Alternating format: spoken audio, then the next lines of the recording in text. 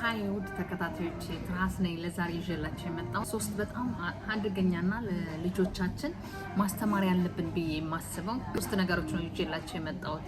አይሆፕ ልትወዱት ተስፋ አደርጋለሁኝ። ከመጀመሪያ እስከ መጨረሻ ተከታተሉት።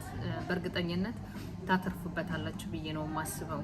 ምክንያቱም ይህን ሶስቱን ነገር ካወቃችሁ ልጆቻችሁ ራስ መተማመናቸው ይጨምራል፣ እንዲሁም ራሳቸውን በራሳቸው መከላከል ይለምዳሉ። እንዲሁም በሶስተኛ ደግሞ ኮንሰንትሬሽን ወይ ደግሞ ለነገሮች ትኩረት ሰጥቶ ለማየት ወይ ደግሞ ለመስራት እድሉን ያገኛሉ ማለት ነው። ይህን ለማድረግ ግን እኛ ራሳችን ነው ልጆቻችን ከመጀመሪያ ጀምሮ ማስተማር ያለብን። በሳይንስ እንደሚባለው ከ3 ወር ጀምሮ ልጅ ማየት፣ ቀለሞች መለየት እንዲሁም መማር ይጀምራል ነው የሚለውና ለዛሬ ይዤላችሁ የመጣሁት ይህን ሶስቱም ነገሮች ተጠቀሙበታላችሁ ብዬ የማስበው ነው። እንዲሁም ለሌላ ወዳጅ ጓደኞቻችሁ ሼር አድርጉለት። ቪዲዮን ከመጀመራችሁ በፊት ላይክ እና በሰብስክራይብ ጀምሩት። በጣም አመሰግናለሁ ስለምትከታተሉት።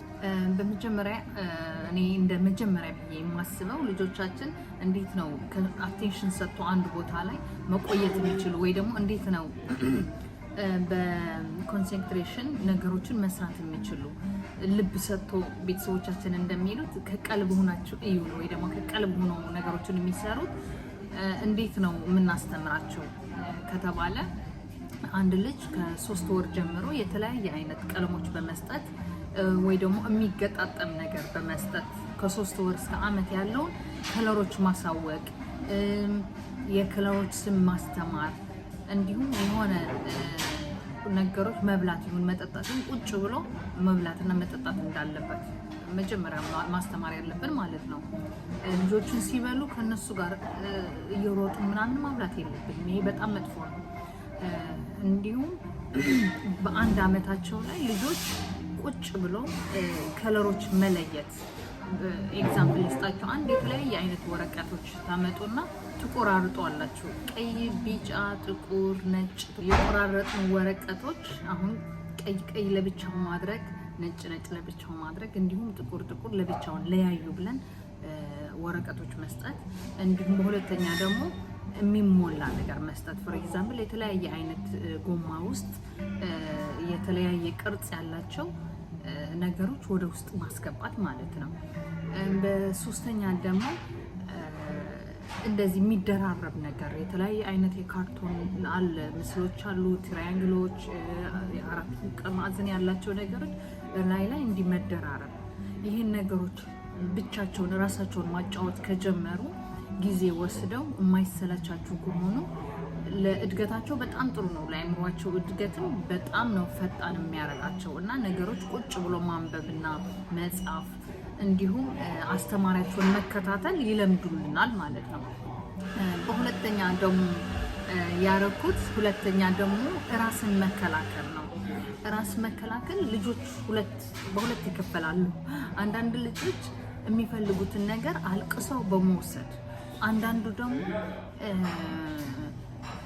የሆነ ሰው ሊቀማው ሲል ወይ ደግሞ ያለቀሰ ሰው ከመጣ ነገሮችን መጣል ማለት ነው። አሁን አንዳንዱ እያለቀሱ ነገሮችን መውሰድ፣ በሚሆንና በማይሆን ነገር ማልቀስ። አሁን ይሄ የራስ መተማመናቸው ዝቅ ሲል ነው እንደዛ የሚሆነው ልጆች። እና እኛ ለልጆቻችን ማድረግ ያለብን ምን መሰላችሁ? የራሳቸው የሆነ ነገር ማስለመድ። ፎር ኤግዛምፕል አንድ ልጅ ከህፃነቱ የራሱ የሆነ አሻንጉሊት፣ የራሱ የሆነ መጫወቻ ወላ ጨርቅ የሚሆን የራሱ መሆኑን ማሳመን፣ የራሱን ነገር ደግሞ ያለ ፍላጎት ያለ መስጠት። ዋላ የሆነ ልጅ ቢያለቅስ የራሱ ከሆነ ራሱ ቅድሚያ የያዘው መጫወቻ ከሆነ ነው የራስ ነው ማለት ነው። የሆነ የጓደኛ ልጅ ይመጣል ወይ የዘመድ ልጅ ይመጣል፣ ኦኬ ደህና ስጠው ይጫወትለትና ሲሄድ ይተውልሃል የሚባል ነገር በጣም መጥፎ ነው። ምክንያቱም ልጆቻችን ነገሮች ያሳቸው መሆኑን አያውቁም እና ልጆቻችን ነገሮች ያሳቸው መሆኑን አያውቁም እና የሆነ ነገር ሰው መጥቶ ሊወስድላቸው ሲሉ ነው ይሄ የኔ ነው ማለት አለባቸው። ራሳቸውን ነገሮቹ የራሳቸው መሆኑን መንገር አለባቸው። ይሄ እኔ ነው ማለት እንዲለምዱ ማድረግ አለብን። የሆነ መጫወቻ ይዘው እያሉ የሆነ ልጅ ሊወስድላቸው ሲል እኛ ራሳችን ለልጆቻችን መከላከል አለብን። ከዛ በኋላ ነው ልጆቹ ራሳቸውን መከታተል የሚጀምሩት ማለት ነው። በሶስተኛ ደግሞ ራሳቸውን መከላከል ወይ ደግሞ ከጥቃት ራሳቸውን መጠበቅ ነው። ይሄን ደግሞ ልጆቻችን ዴኬር ስንልካቸው የተለያየ ቦታ ስንልካቸው ተመቶ ይመጣሉ ወይ ተነክሶ ወይ ደግሞ ተባጭሮ ምናምን ይመጣሉና ይሄ የሚመጣው ራስን ካለ መከላከል ያለ ማልመጥ ነው። የሆነ አጠገባቸው ሲመጡ ኖ ማለት እንዳለባቸው ወይ ደግሞ የሆነ ህፃን ልጅ መጥቶ ሊገፈትራቸው ወይ ሊመታቸው ወይ ሊያስለቅሳቸው ሲል ማልቀስ ሳይሆን ያላቸው ኃይላቸውን ከሙሉ ሰውነታቸውን አውጥቶ መድፋት ያለባቸው ልጁ። ምክንያቱም ሁሉ ጊዜ የሴት ልጅ ጥቃት የሚባል ወይ ደግሞ ወንድ ጥቃት የሚደርስበት ከህፃንነቱ ፈሪ ስለሚሆን ነው። እና የሆነ ነገር ሲመጣ ገፍትሮ መጣል ደግሞ ልጁን እሱን ያረገው ሳይሆን ልጁን ያረገውን ለአስተማሪዎቹ መንገር። አሁን ወይ ማልቀስ መፍትሄ እንዳልሆነ ማልቀስ እነዚህ ሀገር ምን ይላሉ? ግሮት ዲያኪስ ብሮክ ይላሉ። ማልቀስ ቋንቋ አይደለም። አንተ ስላለቀስ እኔ አንደርስታንድ አላረግም አልረዳህም ይላሉና አልቅሰው ነገሮችን መናገር ሳይሆን ያለባቸው ሳያለቅሱ መጥቶ ሊመታኝ ፈለገ እኔ ደግሞ ደፋው ወይ ደግሞ ቋንቋን ከማይችለው ከሆነ ኖ ማለት አለባቸው። ለሁሉ ነገር ኖ ማለት አለባቸው።